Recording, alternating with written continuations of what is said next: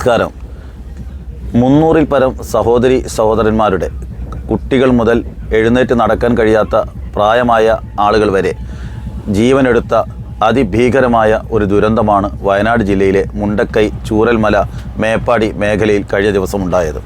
സ്വന്തം ജീവൻ പണയം വെച്ചുകൊണ്ട് നൂറുകണക്കിന് സന്നദ്ധ പ്രവർത്തകർ, പട്ടാളം, പോലീസ്, ഫയർഫോഴ്സ് തുടങ്ങിയ ഏജൻസികൾ കൂട്ടായ പരിശ്രമത്തിലൂടെയാണ് പരിക്കേറ്റവരെയും മരിച്ചവരെയും പുറത്തെടുക്കാനുള്ള രക്ഷാപ്രവർത്തനങ്ങൾ നടത്തിക്കൊണ്ടിരിക്കുന്നത്.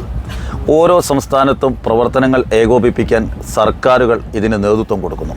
സംസ്ഥാനത്ത് വ്യവസ്ഥാപിതമായ ഒരു സംസ്ഥാന സർക്കാരും കേന്ദ്രത്തിൽ ഒരു കേന്ദ്ര സർക്കാരുമുണ്ട്. ഈ രണ്ട് സർക്കാരുകൾ ചേർന്നുകൊണ്ടാണ് ഈ രക്ഷാപ്രവർത്തനത്തിന് വേണ്ട നേതൃത്വം നൽകിക്കൊണ്ടിരിക്കുന്നത്.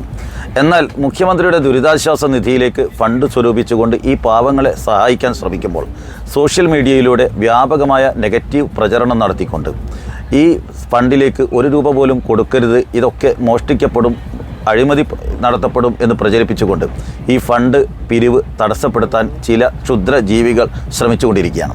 ഇവരൊക്കെ പറയുന്നത് ഓരോ ഏജൻസികൾക്കും നേരിട്ട് പണം കൊടുക്കണമെന്നാണ്. എനിക്ക് അവരോടൊക്കെ ചോദിക്കാനുള്ളത്, ഏത് ഏജൻസിയെയാണ് നിങ്ങൾ ഉദ്ദേശിക്കുന്നത്? ഏത് ഏജൻസിയാണ് അഴിമതിയില്ലാതെ പണം കൃത്യമായ കൈകളിൽ എത്തുമെന്ന് ഉറപ്പിച്ചുകൊണ്ട് കേരളത്തിൽ പ്രവർത്തിക്കുന്നതെന്ന് അറിയാൻ താല്പര്യമുണ്ട്. ഇങ്ങനെ പ്രചരണം നടത്തുന്ന ആളുകൾ തങ്ങളുടെ കൈവശം ഏത് ഏജൻസിയാണ് അഴിമതിയില്ലാതെ ഈ പ്രവർത്തനം നടത്താൻ തങ്ങൾ ഉദ്ദേശിക്കുന്നതെന്ന് കൂടെ പറഞ്ഞാൽ വ്യക്തത വരുത്താമായിരുന്നു.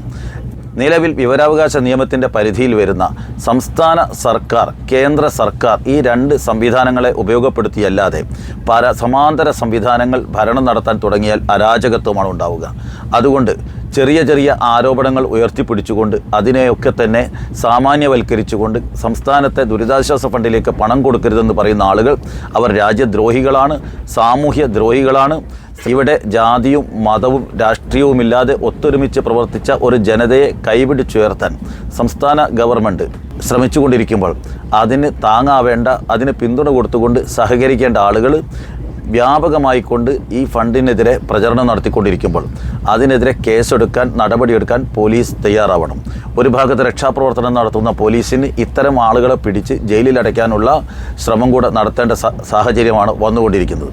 അതുകൊണ്ട് എല്ലാ ജനങ്ങളും ഇത്തരത്തിലുള്ള പ്രചരണങ്ങളെ തള്ളിക്കളഞ്ഞുകൊണ്ട്, ഇത്തരം സാമൂഹ്യ ദ്രോഹികളുടെ നിലപാടുകളെ അവജ്ഞയോടുകൂടി തള്ളിക്കളഞ്ഞുകൊണ്ട് മുഖ്യമന്ത്രിയുടെ ദുരിതാശ്വാസ നിധിയിലേക്ക് സാധിക്കുന്ന രൂപത്തിൽ സംഭാവന ചെയ്യാൻ തയ്യാറാവണം. എങ്ങനെയാണ് മലയാളി ഒത്തൊരുമിച്ചുകൊണ്ട് ജാതി മത രാഷ്ട്രീയ ഭേദമന്യേ ഒന്നിച്ചു നിന്നുകൊണ്ട് ഈ ദുരന്തത്തെ നേരിടുന്നത്? ഈ വേദനിക്കുന്ന ജനവിഭാഗത്തെ എങ്ങനെയാണ് മലയാളി കൈപിടിച്ചുയർത്തുന്നതെന്ന് ലോകം കാണട്ടെ.